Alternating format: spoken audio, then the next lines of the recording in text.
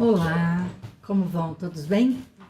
Eu sou Heloísa, sou uma das voluntárias do CEME, do Centro Espírita Mansão da Esperança. Acho que muitos de vocês já me conhecem. E hoje a gente está aqui para conversar um pouquinho sobre o capítulo 6 do Evangelho segundo o Espiritismo, de Allan Kardec, o Cristo Consolador. Quando a gente fala de Jesus, ou quando a gente fala do Evangelho, é importante que o nosso coração esteja aberto a receber todas as energias, tudo aquilo que nós estamos buscando de bom. E por isso nós convidamos a todos, sempre que abrimos uma palestra, um bate-papo, algo que esteja relacionado ao Evangelho, nós convidamos todos para que se recolham por alguns instantes, para que sintam a presença de Jesus no coração, para que elevem o coração até mais alto e se preparem como vocês sentirem que essa preparação deve calar no coração, que se sintam verdadeiramente entregues ao propósito do aprendizado, da conduta com Jesus. Aquilo que Ele espera de nós é aquilo que nós vamos apresentar diante do nosso entendimento, diante daquilo que nós buscamos na leitura do Evangelho e para nos colocarmos, acima de tudo, como servidores da causa, né? Sendo exemplo, exemplificando, que é o que Jesus sempre esperou dos seus discípulos. E sendo assim, agradecemos, né, a Jesus, agradecemos a todos que estão à nossa volta, a todos que nos auxiliam nessa busca inconstante da nossa melhora interior. E dando graças a Deus, nós gostaríamos de ler aqui um trechinho dessa passagem do Evangelho que Jesus diz assim, em Mateus capítulo 11, versículos de 28 a 30. Vinde a mim todos os que estáis em sofrimento e vos achais sobrecarregados, e eu vos aliviarei. Tomai sobre vós o meu jugo e aprendei de mim, que sou manso e humilde de coração, e achareis descanso para as vossas almas, porque o meu jugo é suave e o meu fardo é leve. Nessa passagem, Jesus refere-se a todos nós, né? A todos aqueles que estão cansados, fatigados, achando que o peso é muito grande, porque o mundo está muito tumultuado. Todas as situações a que nos deparamos, às vezes que nos assustam, são males necessários. E Ele sabe que para que nós estejamos aquém de todas essas situações conflitantes, é necessário que a gente tenha um mínimo de fé. Porque a fé, ela nada mais é do que o agente universal agindo a nosso favor. São moléculas, são partículas, são átomos que são transformados pelo nosso otimismo, pela nossa força de vontade, pela nossa fé, pela nossa certeza de que Deus está conosco, mas que principalmente nós estamos com Ele, porque Ele nunca vai nos abandonar, Ele nunca vai nos deixar à mercê da maldade do mundo. Mas tudo aquilo que a gente acredita, tudo aquilo que a gente potencializa na vida, acaba sendo uma realidade para nós. Então não vamos potencializar o mal, não vamos potencializar a negatividade, não vamos acreditar num mundo ruim, num Brasil que nesse momento pode parecer muito difícil, mas vamos acreditar que esse agente, esse fluido universal vai transformar dentro de nós, né, a minha vida, a sua vida, e ao contrário do que a gente pensa, a vida de todos à nossa volta também vai sendo transformado com isso.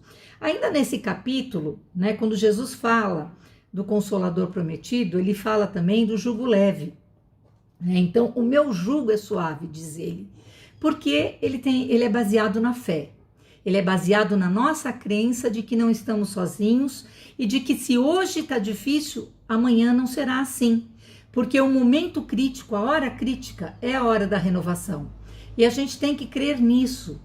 A gente tem que acreditar colocando em prática, fazendo a nossa parte, para que as coisas à nossa volta mudem. Não adianta a gente ficar de braços cruzados, não adianta a gente ficar esperando um consolador prometido que venha na figura humana, não é? Que seja Jesus novamente reencarnado para transformar, para mudar aquilo que está à nossa volta. Não é isso que ele quer dizer. Ele quis dizer exatamente ao contrário, que a transformação, ela existe, ela está aqui para acontecer. Só que ela só vai acontecer quando nós acreditarmos nessa transformação, quando nós deixarmos de ser egoístas, orgulhosos, melindrosos, vaidosos, em excesso, acreditando que só nós somos merecedores, que só nós somos os coitadinhos, que só nós temos dificuldades pela frente. Não é isso que Jesus deixa claro. Ele deixa claro que quem teve contato com ele, quem acredita no seu evangelho, quem acredita que o seu jugo não é um fardo, mas um caminhar de aprendizagem, porque ele é o nosso grande mestre, né? E a gente tem que crer nisso. Nós vamos saber que todos os mandamentos que nos foram deixados depende da prática, depende de sabermos que é só diante dessa prática que todo o conjunto de transformação vai acontecer, porque nós vamos estar nos transformando. Que transformação é essa? Bom, se nós temos o hábito da maledicência, de falar mal de político, falar mal dos outros, achar que somos perfeitos, está na hora de a gente refletir se realmente somos perfeitos. Nós não vamos falar mal de ninguém. Mas se a gente ainda tem esse vício e não consegue mudar isso, procuremos ao menos nos policiarmos para que isso não aconteça com tanta frequência, até o dia em que nós vamos entender que já estamos prontos, já estamos aptos a parar de julgar os outros e cobrar justeza das nossas atitudes, de nós mesmos, para que nós possamos seguir adiante, exemplificando, que foi tudo que os apóstolos na época de Jesus fizeram. E nós somos os apóstolos da Boa Nova. Nós estamos aqui com o evangelho nas mãos para que a gente faça a diferença. Mas essa diferença tem que ser feita de dentro para fora. Eu não vou ser melhor se eu não melhorar. Eu não vou amar o outro se eu não me amar. Eu não vou conseguir ter algo concreto na minha vida se esse concreto não fizer parte de dentro de mim. Ou seja, se eu quero construir algo, objetivar algo no âmbito material, eu tenho que me esforçar para isso, pelo menos trabalhando, pelo menos aprendendo a economizar, ou fazendo de mim, das minhas atitudes, algo que vai transformar o meu caminho para que esses projetos possam acontecer. E os projetos, eles estão ligados a tudo, ao projeto emocional, ao projeto familiar, ao projeto profissional, ao projeto material, no sentido de construir realmente algo que nós gostaríamos, como a casa própria, o carro zero. Nada disso é proibido, mas para que nós possamos nos sentir consolados, nós precisamos entender que esse consolo está na nossa transformação interior. Esse consolo está nas atitudes, está no olhar, está no sorriso, está no entendimento. É olhar para o nosso inimigo e saber que por mais que a gente não consiga amá-lo, que nós podemos enxergar nele boas atitudes, porque todo mundo tem virtudes. É o primeiro passo para o exercício do perdão. Se a gente fosse falar, a gente ficaria falando aqui dias, horas, meses, anos, mas falar não é o suficiente. Nós temos que ouvir a verdade, aprender a ouvir a verdade e colocar em prática essa verdade, porque está tudo no Evangelho. Jesus diz que aqueles que têm ouvido de ouvir, que ouçam. Quando a gente ouve de verdade, e temos prudência nas nossas atitudes e cobramos justeza das nossas atitudes, a gente já está colocando em prática os ensinamentos dele. Ele nunca criticou ninguém, ele nunca falou mal de ninguém, ele simplesmente curava e falava, vai, não peques mais. Que já era o primeiro momento de reflexão para a gente entender por que eu fiquei doente. O que Jesus espera de mim, dizendo para que eu tenho que caminhar, seguir adiante e não pecar mais. Autoconhecimento. Eu tenho que saber por que eu fiquei doente. E para eu saber por que eu fiquei doente, eu tenho que me conhecer. Eu tenho que entender o que foi feito das minhas moléculas, né? Do meu organismo biológico, com os meus sentimentos, com os meus pensamentos e com as minhas atitudes. É uma reflexão. É o caminhar constante, refletindo que aquilo que está errado precisa ser melhorado, que aquilo que pode ser mudado precisa ser mudado e que aquilo que a gente ainda não tem condições de entender ou de mexer vai ficar guardadinho ali um pouco até que a gente amadureça para isso. E entender que existe uma verdade suprema, uma verdade que está acima de nós. Essa verdade vem de Deus. Nós somos eternos, ou melhor, nós somos imortais. Deus é eterno porque ele veio antes. E ele nos ensinou, emprestando o seu filho amado, para que ele caminhasse entre nós e nos mostrasse esse caminho. Então, o que fazer? Simplesmente abrir o evangelho, entender nas entrelinhas, porque a mensagem não é para quem está do nosso lado, não é para o marido, não é para a esposa, não é para o filho. A mensagem é primeiro para nós. Então, que advento é esse? Que verdade é essa? Essa verdade, ela consiste na transformação moral, na conquista da nossa melhora, no entendimento e na aceitação para aquilo que nós viemos neste mundo e, acima de tudo, na fé. A construção dessa fé, a objetivar essa fé através das nossas atitudes. Tem tanta coisa que a gente poderia falar, mas tem um trechinho aqui do Evangelho que eu acho muito legal, no item 8 desse mesmo capítulo, que ele diz assim: Deus consola os humildes e dá força aos aflitos que a suplicam. Seu poder cobre a terra, e por toda parte, ao lado de cada lágrima, põe o bálsamo que consola.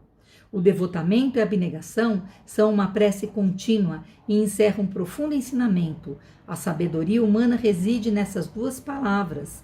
Possam todos os espíritos sofredores compreenderem essa verdade, em vez de reclamar contra as dores, os sofrimentos morais que estão aqui na terra e que são o vosso quinhão. Tomai por divisa essas duas palavras, devotamento e abnegação, e sereis fortes. Então, a nossa fortaleza está no devotamento e na abnegação. Que devotamento é esse? É o empenho do conhecimento, é o empenho do aprendizado, é o empenho em colocar em prática esse conhecimento, esse aprendizado. E que abnegação seria essa? O abnegado é aquele que não questiona, que sabe que a verdade está em tudo e em todos e que aprende com o outro, mas que também busca ensinar de si mesmo. O abnegado é aquele que caminha mesmo diante das ruas tortuosas, dos obstáculos encontrados e dos espinhos que ele vai esbarrar, mas ele não desiste, porque ele sabe que lá na frente a recompensa virá. Enfim, se nós formos falar de fé, se nós formos falar de consolo, se a gente for falar de verdade, se a gente for falar de coisas boas, tudo isso seria resumido simplesmente em Jesus. Ele fez tudo isso e mostrou que a gente é capaz de fazer igual e muito mais, até porque ele só conseguiu estar conosco durante 33 anos aqui na Terra. E nós temos uma vida, 2, 3, muitas vidas pela frente para colocar em prática esse aprendizado. Então não vamos esquecer de que o jugo não é pesado, que não existe uma cruz a ser carregada. O que existe é a não resistência ao aprendizado. A prática da fé operante é a fé pelas obras. Se eu fizer por mim e fizer pelo meu próximo, isso é um exercício constante de abnegação. Eu gostaria realmente de deixar uma mensagem de amor e que o amor venha de tudo aquilo que Jesus espera de nós.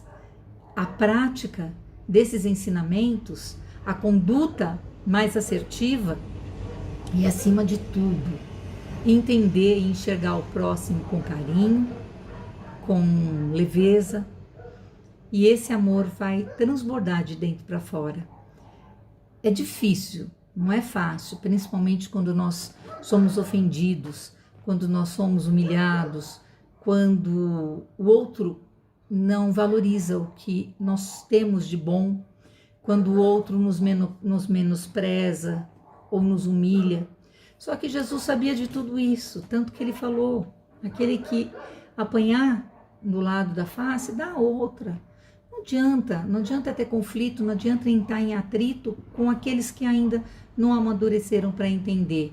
É melhor que hoje a gente passe por ignorante, por bobo, do que a gente ser o algoz, ser aquele a atirar a primeira pedra. Porque o nosso reino não é desse mundo, Jesus deixa claro isso. Nós estamos aqui de passagem para o aprendizado e para o crescimento moral. A nossa verdadeira vida não está aqui.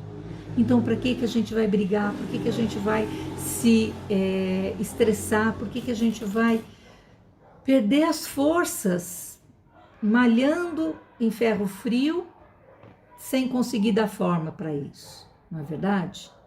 Então, meus companheiros, estamos juntos nessa jornada, como se fosse um grande navio, e compete a nós nos prepararmos para as tormentas, não deixar que o navio venha a naufragar.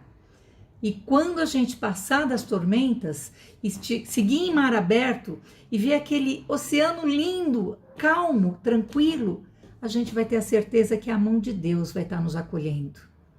Eu espero que essas humildes palavras possam calar no coração e que nós possamos juntos, nos dando as mãos, entender que o Cristo que consola é o Cristo operante dentro de nós. São as nossas atitudes e as nossas transformações, ajudando a quem quer que seja, mas ajudando primeiro a nós mesmos. Fiquem com Deus, um abraço a todos e que possamos estar juntos muito em breve no próximo vídeo e deixando aqui uma vibração de muita luz, de muita paz e de muito amor a todos, para que possamos seguir adiante nesse caminho com Jesus. Muito obrigada.